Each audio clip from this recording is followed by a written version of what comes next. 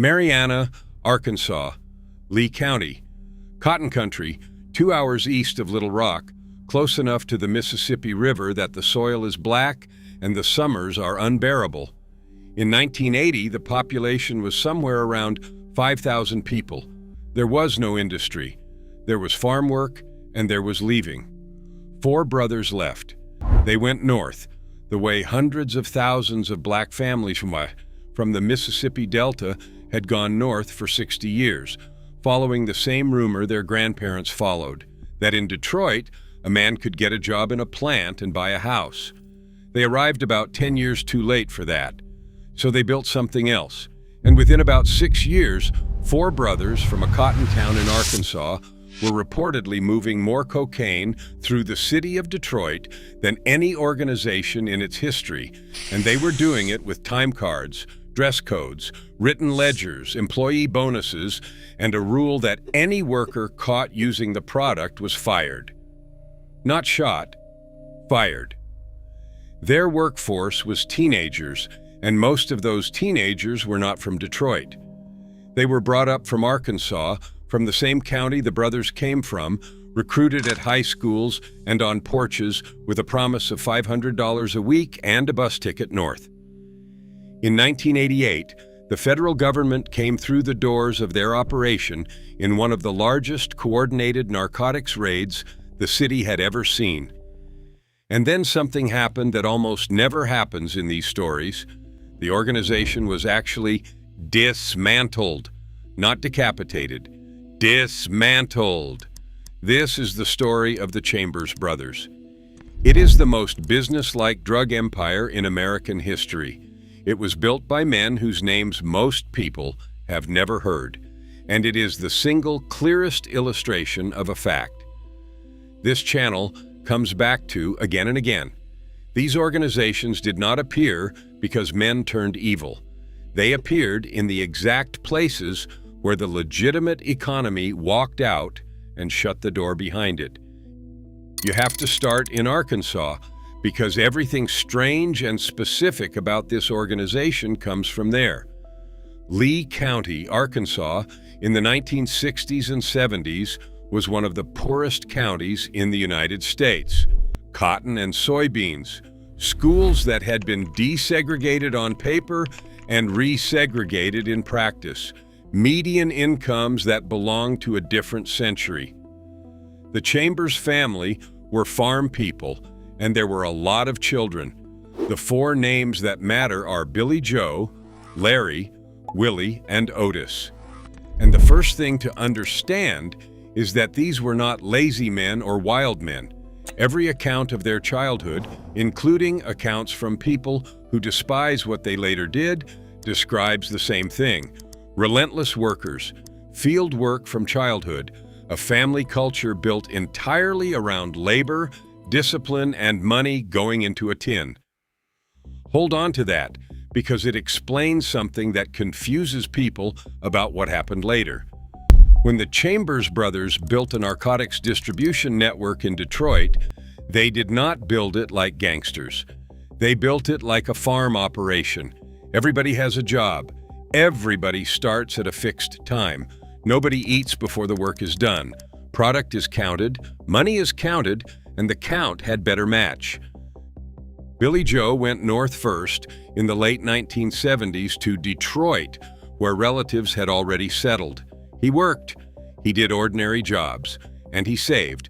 And by the accounts of people who knew him then, he did what 100,000 Delta migrants before him had done. He tried to do it the straight way first. The problem was the year. He had walked into the single worst decade in the economic history of the city he had chosen.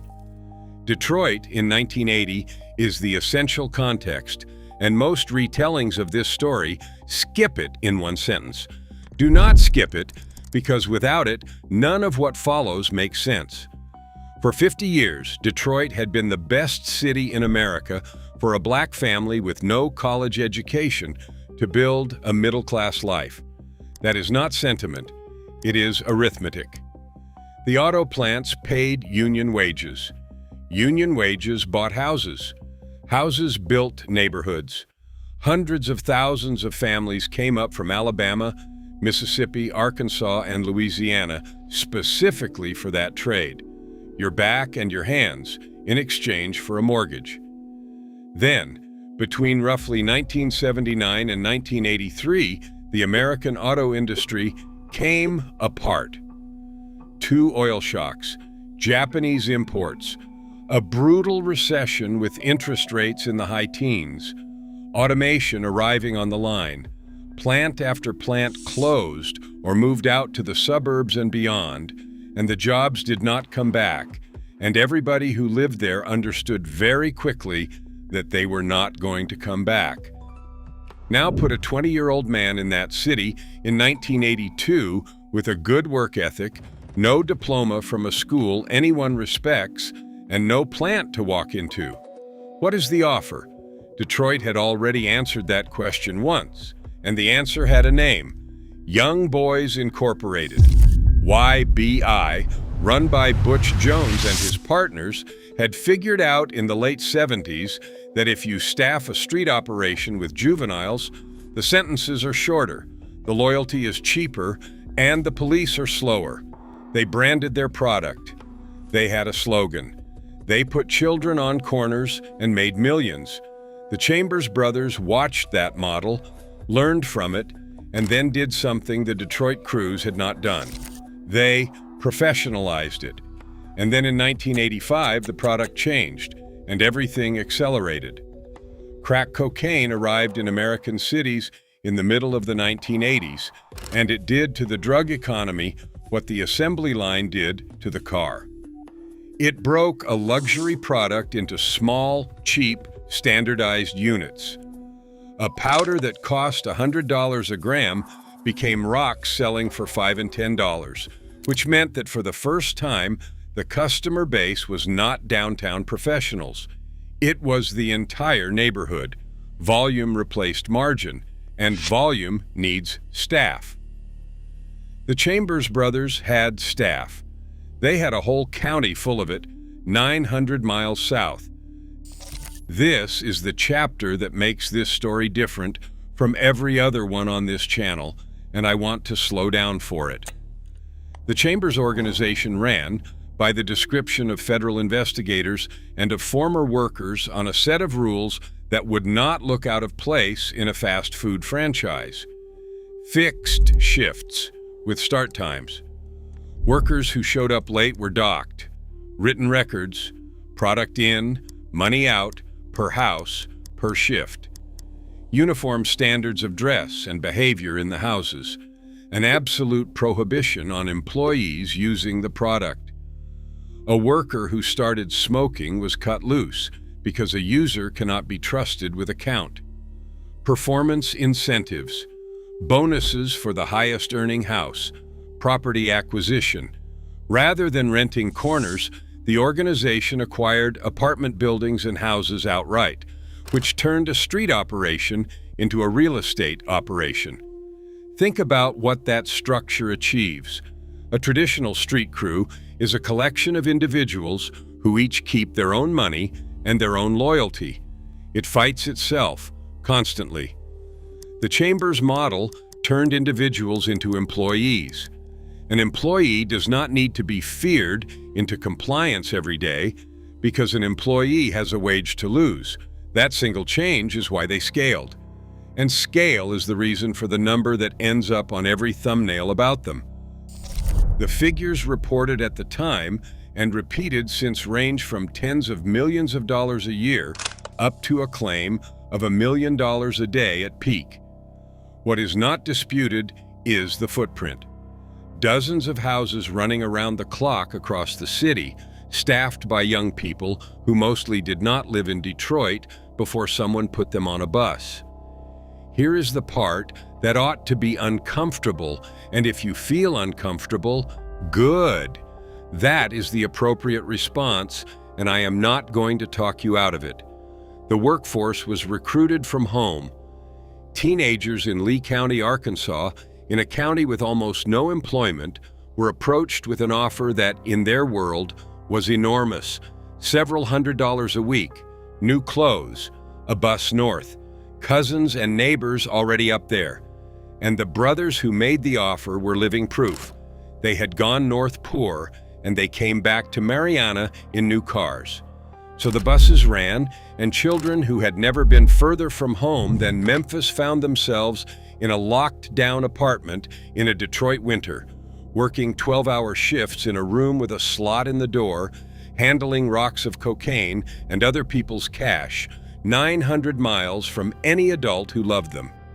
Some of them made more money in a month than their parents made in a year. Some of them were shot. Some of them were arrested at 16 and 17 and went into the federal system just as sentencing for crack cocaine was becoming the harshest drug regime in American history. And a lot of them, when it was over, went home to Arkansas with nothing, having been in the middle of one of the largest narcotics operations in the country and ending up with less than the man who sold them the bus ticket. I want to be exact about the moral shape of this, because this genre is full of channels that would tell you this part with a soundtrack that makes it sound like a promotion. What the Chambers brothers did in Lee County was labor recruitment out of poverty into a job that carried a serious chance of prison or death, aimed at people too young to weigh it. It is the single worst thing in this story, worse than the money, and it is the reason the federal case landed the way it did. And at the same time, both things are true. The reason it worked is that the offer was better than the alternatives available to a black teenager in the poorest county in Arkansas in 1986. That is an indictment of the organization, and it is an indictment of everything around it. And a documentary that only delivers one of those two indictments is doing propaganda. For all the ledgers and the dress codes, this was not a company. And the difference showed up in the same place it always does. A real company that has a dispute goes to a court. An illegal enterprise has no court. So the only enforcement mechanism available is violence. And the more houses you run and the more teenagers you employ, the more disputes arrive at your door every single week. Detroit's homicide numbers in the mid-1980s were catastrophic. And while it is lazy to lay a city's murder rate at the feet of one organization, the crack economy that the Chambers brothers were the largest player in drove a great deal of it. Within the organization, discipline was reportedly enforced by the brothers themselves and by crews attached to them. And the accounts of that enforcement are not corporate at all. They are exactly what you would expect. Beatings, shootings over counts, retaliation against rivals who tried to open on a block the organization considered its own. And there is a second thing the model could not solve, which is the thing that ends every organization of this size: records. The ledgers that made the operation efficient were the same ledgers that made it prosecutable. Written accounts of narcotics sales are, in a federal courtroom, a confession with arithmetic attached. The professionalism that let them scale is precisely what let the government prove a conspiracy rather than a series of unconnected street sales. Every organization this channel has ever covered dies of one of three diseases: an informant, a wiretap, or its own paperwork. The Chambers brothers had all three. In 1988, after a long investigation involving federal agents, local police, and cooperating witnesses from inside the organization, the case came down. Simultaneous raids, dozens of arrests, property seized. And unlike so many cases where the boss walks and the workers fall, the brothers themselves were convicted. Now here is the piece of this story that matters more than the raid. And it is the piece that almost never gets told, because it is not cinematic.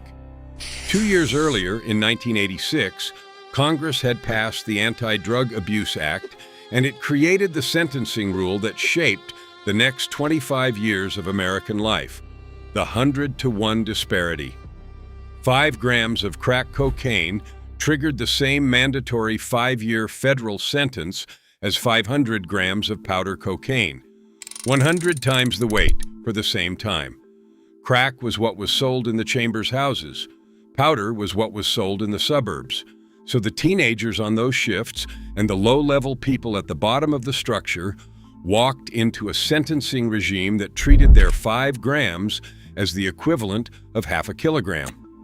That disparity was not fully addressed until the Fair Sentencing Act of 2010 reduced it, and later reform allowed some of those sentences to be revisited, which means a young person from Lee County arrested in a Detroit apartment in 1988 could still have been sitting in a federal prison in 2010, more than 2 decades later, for a quantity of narcotics that a man in a different neighborhood selling a different form of the same chemical would have done a fraction of the time for. The organization was destroyed. The demand was not. Within a couple of years, the houses had different owners and the same customers, which is the pattern in every city this channel has ever examined. And it is the strongest evidence that these stories are not really about individual men at all. What became of Marianna, Arkansas? It is still there. Still small, still poor. Lee County remains one of the poorest counties in the United States, and every so often a reporter drives out there and writes the same story again about how the young people leave and do not come back. Nothing the Chambers brothers built lasted. Not the buildings, not the money, not the structure. What lasted is a generation of men and women from a cotton town who spent their 20s and 30s in federal custody, and a city that took another beating it did not need. And this is the part I want to leave you with. 4 brothers with a genuine talent for organization, discipline, and logistics arrived in an American city and found that the only enterprise available to them at scale was one that destroyed the people around them. In a different decade, in a city with a functioning industrial base, those same 4 men run a haulage company or a construction outfit, and nobody outside Detroit ever hears their names. They chose the empire. That was their choice, and they were adults and they own it. But the reason there was an empire to choose is that everything else had already closed.